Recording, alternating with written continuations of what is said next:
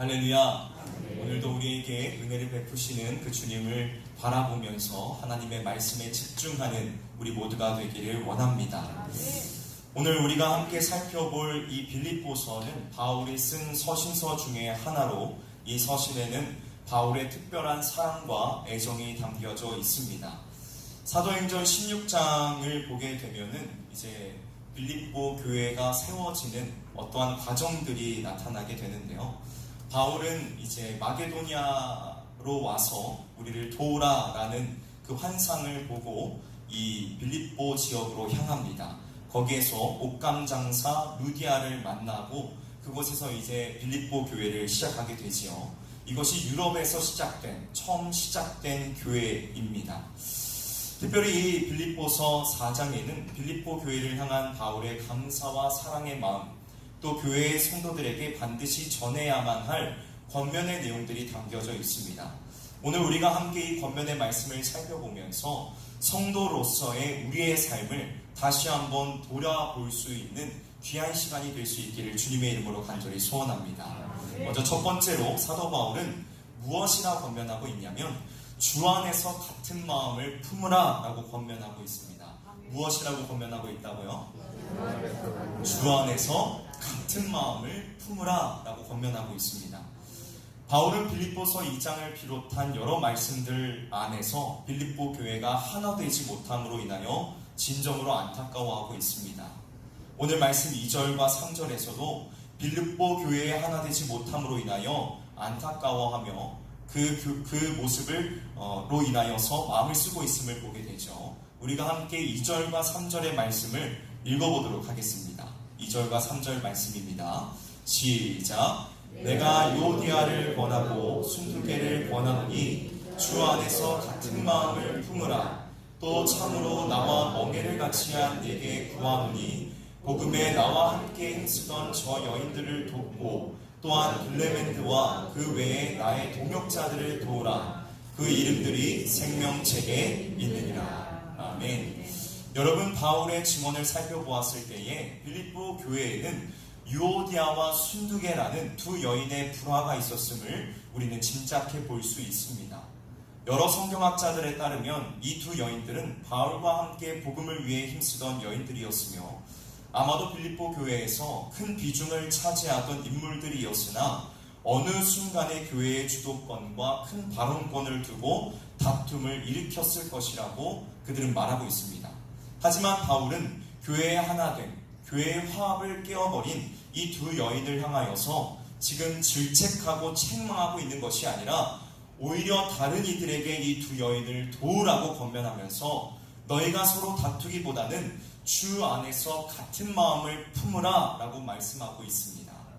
사랑하는 성도 여러분, 지금 우리 교회 공동체의 모습은 어떻습니까? 우리가 한번 생각해 보기를 원합니다. 우리 교회는 지금 같은 마음을 품고 있습니까? 같은 마음을 품고 있습니까? 네. 아니면 빌립보 교회의 요디아와 순두개와 같이 서로 화합을 이루지 못하며 마음이 나뉘어져 있습니까? 바라기는 우리 성실교회 모든 성도들이 그리스도 예수 안에서 같은 마음, 한 마음을 품을 수 있기를 원합니다. 물론 다른 사람과 같은 마음을 품는다는 것은 결코 쉬운 일이 아닙니다. 오랜 시간 함께 생활해온 가족들과도 같은 마음을 가지기가 쉽지가 않은데 자라온 환경과 배경, 생각이 완전히 다른 사람들과 어떻게 같은 마음을 품을 수 있겠습니까? 세상적인 관점에서 본다면 이것은 불가능한 일일지 모릅니다.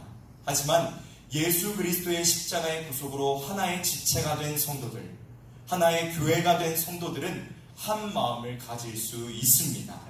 왜냐하면 자고로 성도라고 불리우는 자들이란 자기 자신의 생각을 내려놓고 그리스도의 마음과 시선을 가지려고 하기 때문이죠. 그렇다면 여기에서 말하고 있는 이 그리스도의 마음이라는 것은 무엇일까요? 그것은 바로 온유함이요, 겸손함이요, 낮아짐이요, 자기를 희생하는 마음입니다. 예수님께서는 마태복음 11장 29절에 이렇게 말씀하셨습니다. 나는 마음이 온유하고 겸손하니 나의 멍에를 메고 내게 배우라. 그리하면 너희 마음이 쉼을 얻으리니. 내가 항상 다른 누구보다 높아지려고 하고 위에 있으려고 하면 당연히 그 사람과의 마찰이 일어날 수밖에 없습니다. 하지만 내가 높아지려는 마음을 버리고 내 자존심을 내려놓으며 예수님께서 하셨던 것처럼 겸손히 낮아지고 섬기려고 한다면 분명 다른 사람들의 마음의 문을 열고 서로 이해하는 하나의 마음, 같은 마음을 품을 수 있을 것입니다. 사랑하는 성실의 성도 여러분, 우리가 그리스도 예수 안에서 같은 마음을 품을 수 있기를 원합니다. 서로를 섬기는 일을 기뻐하며 사랑으로 서로 종노릇하는 우리 성실의 모든 성도님들과 제가 되기를 우리 구주 예수 그리스도의 이름으로 간절히 소망합니다. 여러분, 교회가 서로 하나가 된다는 것이 얼마나 힘든 일이냐면 예수님께서도 겟세마네 동산에서 교회의 하나됨을 놓고 기도하셨는데 지금도 그 기도의 제목이 이루어지지 않았다는 사실만 보아도 이것이 얼마나 힘든 일인지 알 수 있습니다. 하지만 분명한 것은 마지막 날 예수님께서 다시 오시는 그날에 주님의 기도는 반드시 이루어질 것입니다.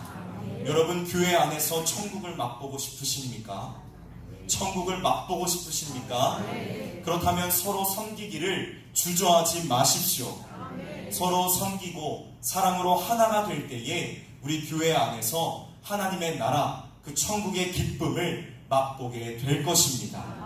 다음 두 번째로 바울은 주 안에서 항상 기뻐하라 권면하고 있습니다. 뭐라고 권면하고 있다고요? 주 안에서 항상 기뻐하라 라고 권면하고 있습니다. 여러분, 이 빌립보서의 다른 이름이 무엇인지 아십니까? 바로 기쁨의 서신입니다. 빌립보서가 기쁨의 서신이라고 불리우는 이유는 이 4장의 짧은 편지 가운데에서 기뻐하라 라는 말씀이 여러 번 반복되어 나오고 있기 때문입니다. 그런데 사실 정작 바울이 처해져 있는 이 상황은 그리 기뻐할 만한 상황이 아니었습니다. 감옥에 갇혀 있었고 자신의 목숨이 언제 끊어질지 알 수 없는 위태로운 상황이었습니다. 하지만 이러한 절망적인 상황 속에서도 바울은 좌절하거나 낙심하지 않고 오히려 기뻐하였습니다. 여러분, 이와 같이 바울이 목숨이 왔다 갔다 하는 절체절명의 위기 속에서도 기뻐할 수 있었던 이유가 무엇입니까? 바로 하나님께서 자신과 함께 하시며 자신이 처한 그 상황을 통하여서도 놀라운 역사를 일으키실 것이라는 분명한 믿음이 있었기 때문이었습니다. 사도행전 16장에 보면 바울과 실라가 빌립보에서 점치는 여자에게서 귀신을 쫓아낸 사건이 기록되어 있습니다. 그런데 여기에서 한 가지의 문제가 발생하게 되는데 그것은 그 점치는 여종으로 인하여서 수익을 챙겨왔던 그 여종의 주인이 바울과 실라를 영업방해로 고소해서 이들이 감옥에 갇히게 된 것입니다. 바울과 실라는 어쩌면 굉장히 억울했을지도 모릅니다. 귀신 들린 사람을 고쳐 주었는데 감사를 받기는커녕 철창 신세가 되었으니 말입니다. 만약 저 같은 사람이었다면 사람들과 하나님께 원망하며 불평했을 것입니다. 하지만 바울과 실라는 억울하게 감옥에 갇혀 있다고 해서 하나님을 원망하거나 스스로 좌절에 빠지지 않았습니다. 그들은 오히려 기도하고 감사하며 하나님께 찬양하였습니다. 그러자 여러분, 어떠한 일이 발생했죠? 놀라운 일이 발생했습니다.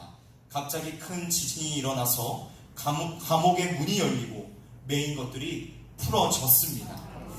여러분, 바울은 이렇게 어려운 상황 중에도 함께 하시며 큰 도움이 되시는 하나님을 경험하였고 또한 알았기 때문에 오늘 말씀 4절과 데살로니가전서 5장 16절에서 말씀하고 있는 것처럼 항상 기뻐하라 라고 자신 있게 말씀하고 있는 것입니다.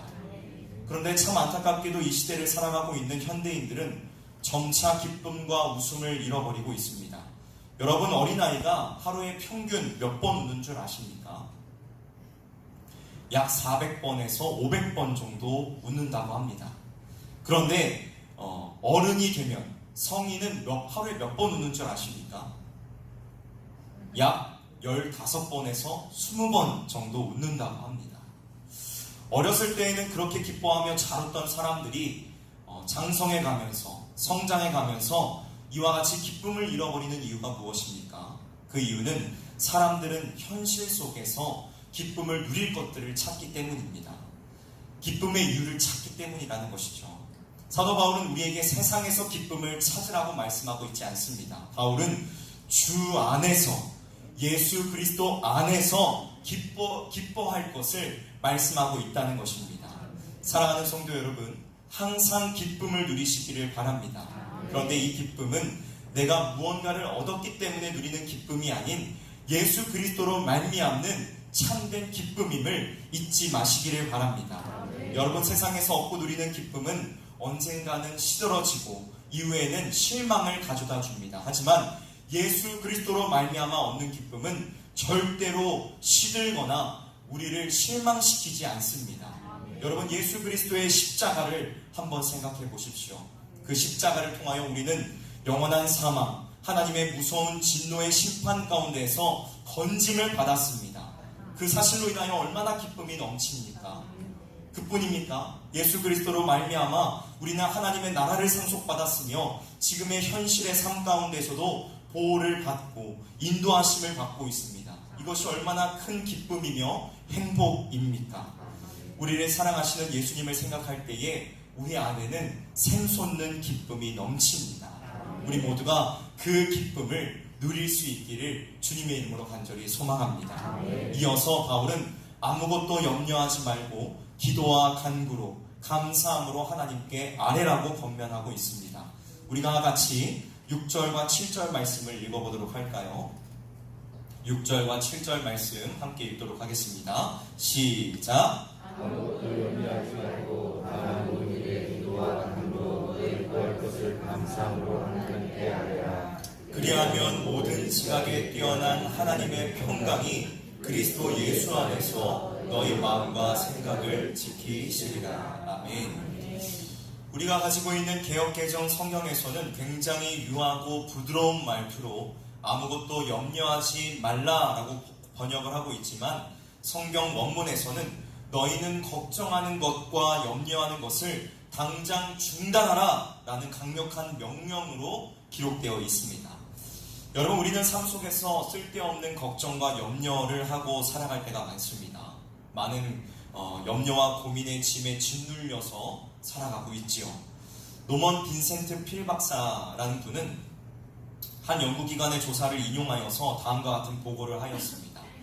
사람이 하는 걱정 중에 절대 발생하지 않는 사건에 대한 걱정이 40%, 별로 신경 쓸 일이 아닌 작은 것에 대한 걱정이 22%, 바꿀 수 없는 사건에 대한 걱정이 4%, 이미 일어난 사건에 대한 걱정이 30%, 바꿀 수 있는 사건에 대한 걱정이 4%이다 라는 조사 결과를 발표했습니다.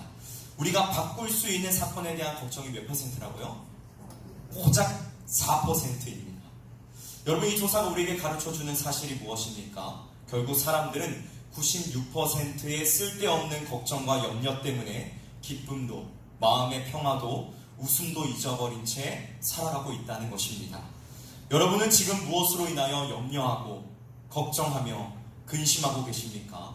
혹시 필박사의 조사 결과가 말하고 있는 것처럼 96%의 아무런 가치가 없는 그 염려로 인하여서 소가리를 하고 계신 것은 아닙니까?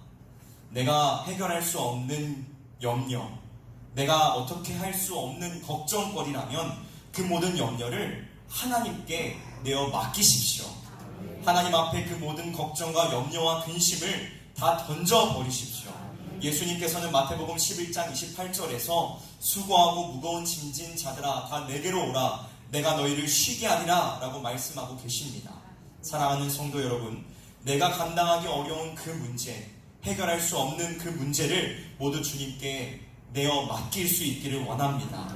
모든 것을 내려놓고 두 손을 높이 들며 주님께 간절하게 도움을 구할 수 있기를 바랍니다. 하나님은 우리의 기도에 외면하시는 분이 아니십니다. 우리의 기도를 들으시며 응답하시고 우리의 문제에 대한 하나님의 뜻을 소상히 가르쳐 주시는 분이십니다. 오늘 우리가 함께 간절하게 기도할 수 있기를 원합니다. 하나님의 도우심을 함께 구하도록 합시다. 그리하면 모든 지각에 뛰어난 하나님의 평강이 그리스도 예수 안에서 우리의 마음과 생각을 지키실 것입니다.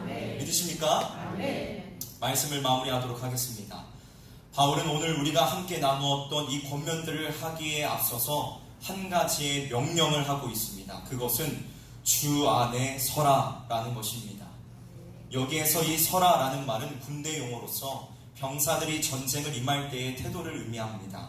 즉 바울은 빌립보 교인들을 향하여서, 빌립보의 성도들을 향하여서 어떠한 적들의 압박과 공격에도 굴하지 않고 굳건히 자신의 자리를 지키고 서 있는 병사들처럼 너희도 복음으로 주 예수 그리스도 안에서 너희의 믿음과 신앙을 지키고 굳게 서 있으라고 말씀하고 있는 것입니다.